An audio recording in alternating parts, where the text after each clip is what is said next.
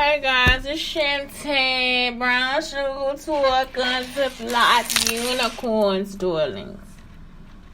That's who it is. It's Shante, brown sugar talk under black unicorns. And I'm still setting up. So I'm not really talking. Just hanging out, trying to get everything set up. What is on my mind right now? Nothing, because I'm hitting wrong buttons. I got a long title today. That's the problem. I guess I could speak it in here. But I like typing. I'm like, who speaks into their phone? So the generation that speaks into their phone is older people. And I think it's a good idea. Like, it's like they'll be like talking straight into the freaking phone. I'm like, that is so cool that your mind tells you to do that. Because mine is like, no, type it out. I'm like, send a text. And I know that has something to do with me being a Gen Y. I'm not Gen X, though. Gen X. Me having to do, that has something to do with me being a Gen X. Isn't that my group? Let's see. There we go. The tweets is out. The tweets is out, darling. And the show has started there on Twitter. And then we just got one show for Instagram. Hopefully, is it? Oh my God, I keep leaving my stinking iPad uncharged. I need to charge it. I need another charger now. Why do I need another charger? I don't fucking know. It just stopped working just now. Maybe the power isn't on. Maybe that's what it is. Let's try it again. Let's try it again. Oh, there it is. Okay, the power was off. Anyway, yeah, Shante, brown sugar talk under black unicorns. I'm doing live today on Facebook, and let's hope that it'll hope that it will stay on, because it's like it never stays on for real. And I'll let that be it. Trauma, coping, skills, shift joy, mindset. I need to make like listen, all the planning I do, I should have been made a checklist for this stuff. And I never do.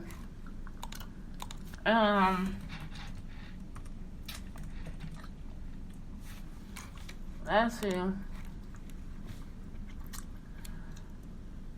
Hashtag generator. And the word is mindset. I'm trying it now. Trauma,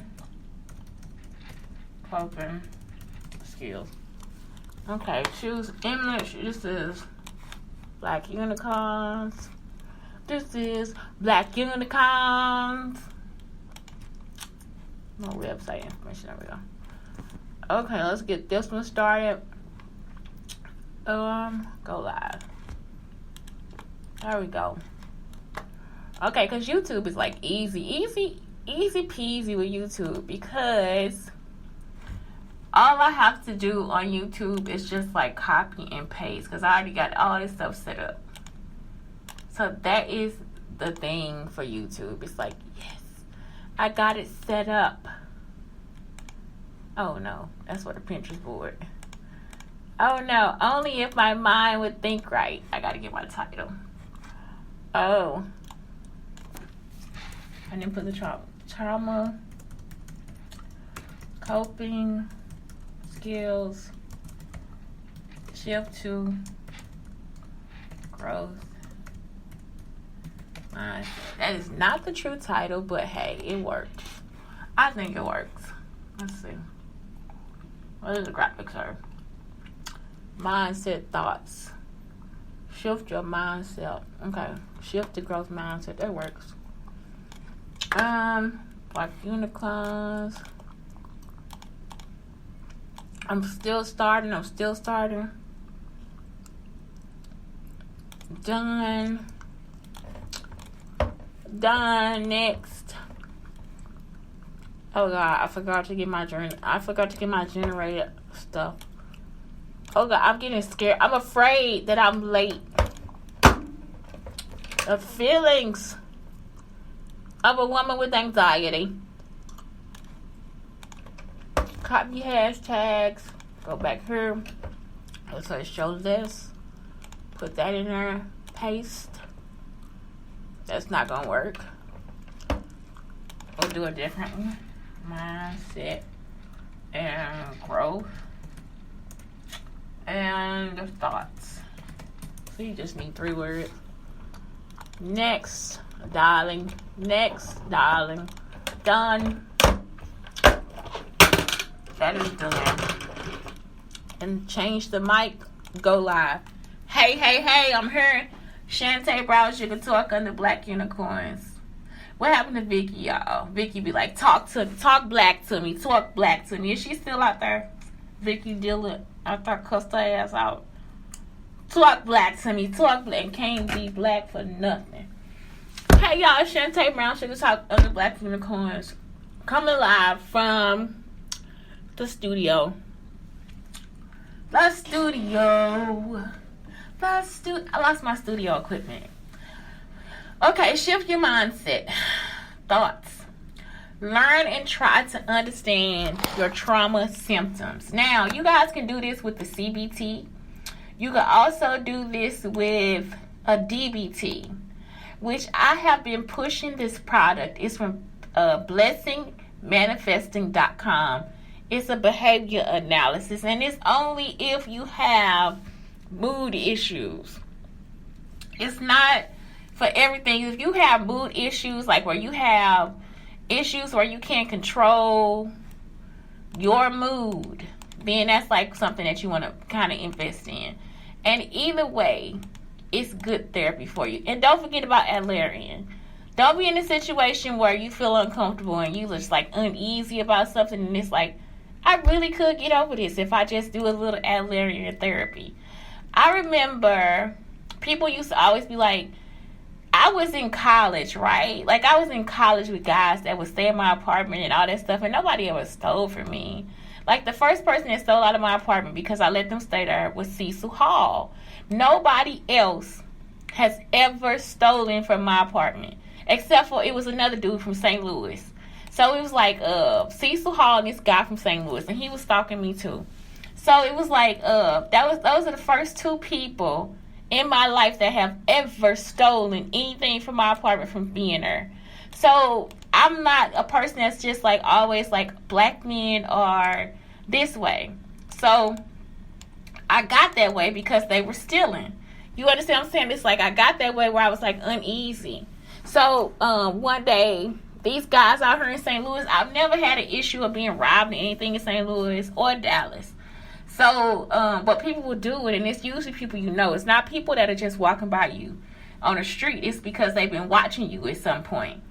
So I was walking down the street, and it was just like 2 young guys. And down here, a natural man, it's like a lot of the men are natural. You know, like in Dallas, they got their hair cut and all this stuff, you know. But a lot of men here are natural. So I felt uneasy, and I had to really just keep my purse on the side that it was on and walk down the street. And I had to realize that a lot of times, because of where I grew up in Cahokia, more of the white people steal than the black people. And it's the truth. It's like the white people actually tell you where to go to steal the stuff. Most of the black people don't know. They're listening like, where I got to go to steal it. So it's like the person giving them the information is actually white. So it's like I had to really think about that. So in college, they used to think I was being funny because I'd be like, white people steal. Like, y'all act like white people don't steal.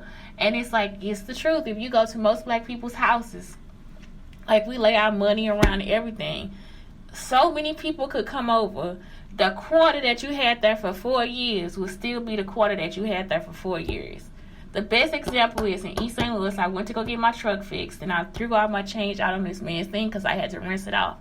The same change was there, and I took a picture of it last year, and I left it there. And he went ahead and cleaned it up, but somebody came by and stole it. But either way, the change was there for 7 years. Like, it's not like somebody came and took the change. That's just how we grew up like that. You do not fuck with the money that's in somebody else. They can have money right there in your face. We don't touch it. You can be broke as hell. We don't touch it. We don't even ask for it.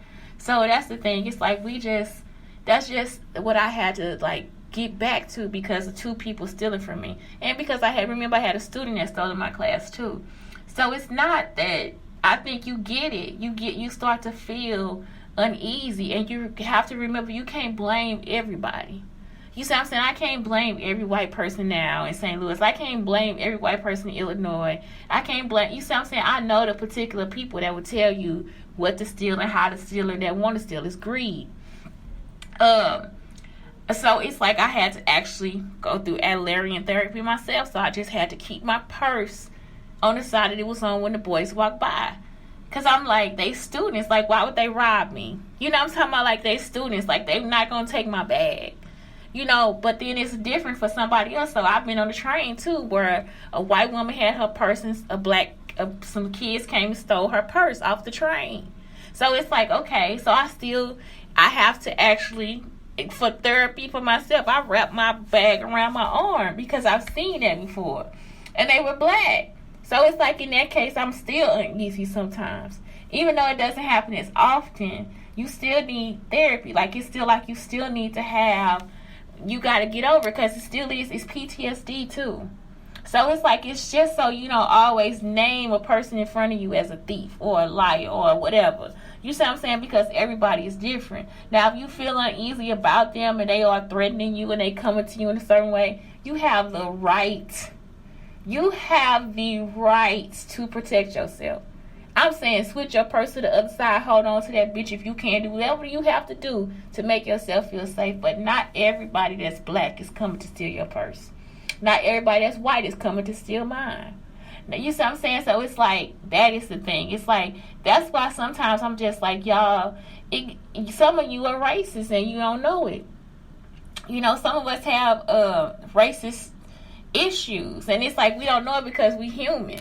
So it's like we tend not to tell the truth about what we really gone through, and if people really tell the truth about their story, then you will see why they feel the way they feel. Now, if their story has no backing and no evidence and no thoughts or feelings, then hey, they probably got a mental issue. But for the most part, most people can back up what they say. And if they are in a situation where they can't back it up, you can hurt. Like, it's like if they are in a situation where they can't back it up, sometimes those people actually change their minds, especially after going through Adlerian therapy, because it's just a coming to an honest point in your life where it's just like, oh my God, it's coming to Lent. It's getting rid of your sins. You know what I'm saying? That's why it's ingrained in there. So it's cognitive behavior therapy. It's like, let me get this shit off my chest. Let me tell you the truth about how I feel. That's why I'm absolutely honest about everything. So it's like, so y'all can see that sometimes it might not be racism. You know, sometimes it's racism. Sometimes it might not be. Sometimes it might be that you had a really bad experience. And so now it's like, I couldn't keep saying, I never said it anyway. Like, oh my God, all these black men are coming to rape me. It's like, it's not true. You know what I'm saying? I was just on the phone with a guy today, and he was telling me all the stuff me and Oriolis did. You're going to come to my house and watch TV and hang out with me and all this different stuff. So this person is woman, because it's a woman, it's a female who's helping them do this. She is trying to sex traffic me. First she assumes that I'm a hoe. Now she's telling everybody, first she was telling everybody I want to be raped. Or she'll have a man come over and she'll tell him maybe I want to sleep with them. Now she's telling people I want to hang out and have TV with them. She does not realize that she is a sex trafficker. And she does, because I tell her all the fucking time. It's like, my business is not yours. Now, if I'm going to Oriolis' house and y'all watching me walk down the fucking street, it's not your business. When I was with Giovanni, they went to Giovanni's house after I left Giovanni's house, trying to talk to Giovanni. That's why Giovanni didn't want to make noise in there when we were sleeping together. You see what I'm saying? That's why he didn't want to tell me he wanted to sleep with me, because he didn't know how they was watching him. So it's like these girls or this woman is constantly following me, trying to be in my relationship. It's not your relationship. This has to be the most breach of privacy that I have. It's just like, I am not yours.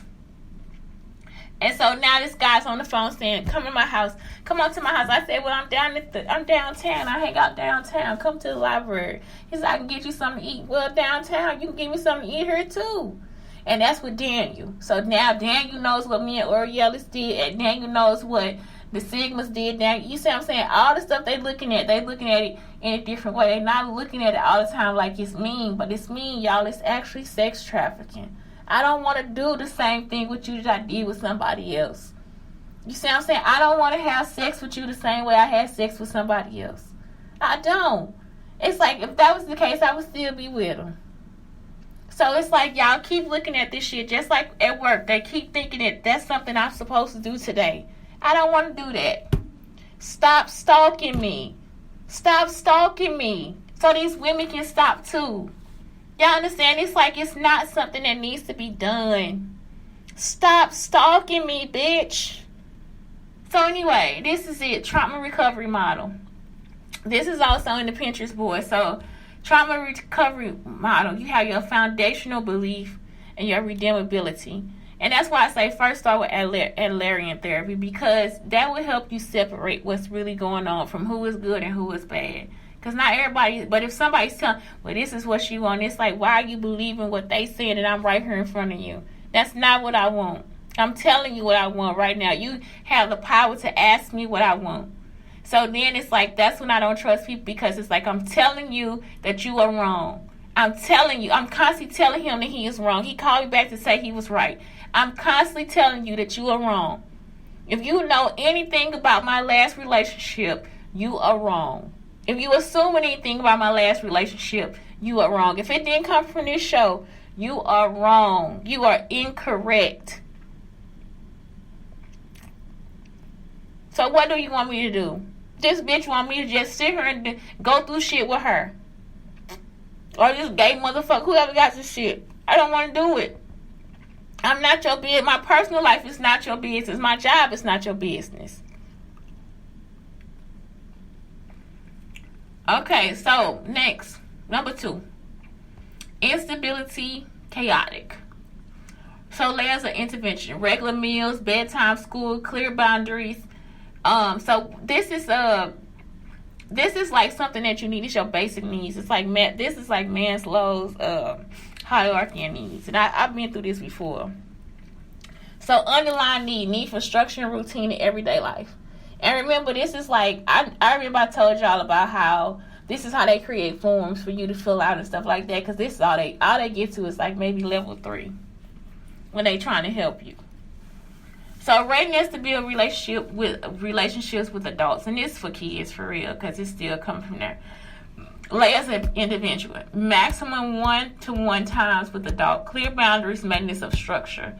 So something that I really want to talk about is privacy. Because people continuously keep crossing the boundaries with me, with my privacy. You see, because my life is not yours. My life is mine. Whoever I fuck is not your business. That's mine. Whoever I watch TV with, it's not your business. It's mine. Whoever I pray with, it's not your business. It's mine. So, with this, I say you still have to give children privacy, because you guys will have a child go through trauma and you won't give them time to heal with themselves. You won't give them privacy.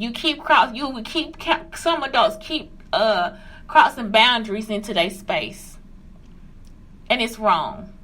You have to give them time to themselves. They have to also be able to heal by themselves too. You don't want them to end up being too dependent on you. Some of y'all think that's cute. It's not. Need to develop trusting relationships with appropriate adults. Need to develop a secure base. That's when they building relationships again. So that's when they smiling more, when it's increased willingness to comply with routines, ongoing relationship difficulties, ongoing confrontational challenges and outbursts. This from from an adult too. Like, I think adults need this too. Next is disclosure. So layers of intervention: specialist therapeutic intervention, trauma, containment, co-regulation, interactive repair, bereavement counseling. So all these things are important. If there's like a woman who does like this great kid counseling, like where she talks about death, and it's like she has this awesome counseling situation where the entire family comes and stays for counseling. And so it's like they do activities and all this stuff, and it's really about grief, especially, and I think it's for families who lose somebody with cancer. So it's like, even with the person having cancer, the whole time they are actually being taught about what this is and how it is and all this different stuff. So she has a lot of great ways to talk about it, especially with kids. So underlying need is processing past experiences and grieving losses. So that's what the person would need. It's like, when you're going through those therapies, it's like that's what they have to go through. And remember, the grief process is like 7 or 8 stages. And anger is included in there. Anger is included in there too. Next is cognitive threshold. So the cognitive interventions: anger management, victim empathy, consequential thinking, good lives approach, and restorative practice. So integration of old and new stuff, development of confidence in thinking and planning. The show might go off, y'all, because I don't know, I'm here at the 2 o'clock appointment. I think it just kind of crosses over. Guided goal setting targets, scaffolding structure, supportive into education, training placement, help to structure free time constructively, motivational interview.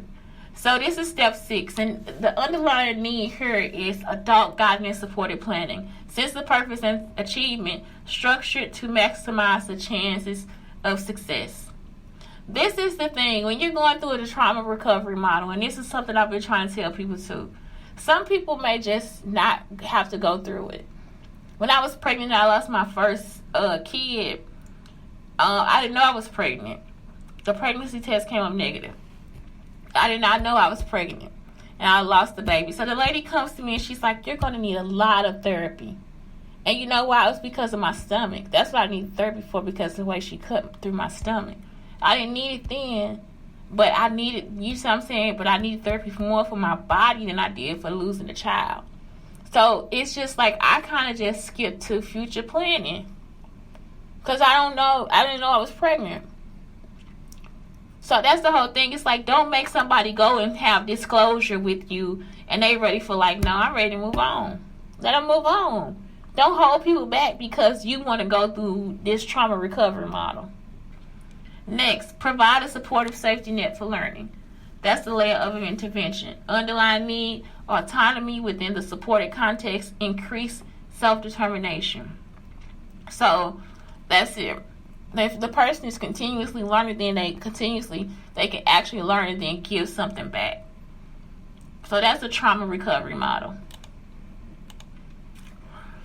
Understand your triggers to distressing emotions. So that's something I have in my DBT book. My CBT book, my cognitive behavior therapy. But you have to understand what your triggers are, and it's something that you can write down. It's like, it's part of your plan. So if you're planning, like if it's and you plan this with your family, you don't have to plan this with outsiders. I wouldn't plan it with new boyfriends and stuff like that. Sometimes you might even want to keep it from your partner, because sometimes partners are destructive too. So if you have a destructive partner, you don't have to, but it's part of your planning, like as far as understanding your triggers and your distressing emotions. So, and you can make it easy. You don't have to write down and tell them everything, but like, just say, if I'm crying, just give me a hug. Give me space and give me a hug. That's it. You don't have to spend time trying to get to this point where you telling them everything and every little thing you have. Just tell them. You know what I'm saying? You don't have to give them the power to look at what your plan is. It's up to you. Notice and challenge negative, unhelpful thoughts. That's part of like figuring out what your triggers are. Encourage, coach yourself through difficult moments. Again, cognitive behavior therapy, dialectical behavior therapy, they both work. Adapt a growth mindset. And I have like so many things here about adapting the growth mindset. So I learned by trying new things. These are the statements. I focus on progress. I'm ready to ask for help. I can get through anything. I can focus on myself and not others.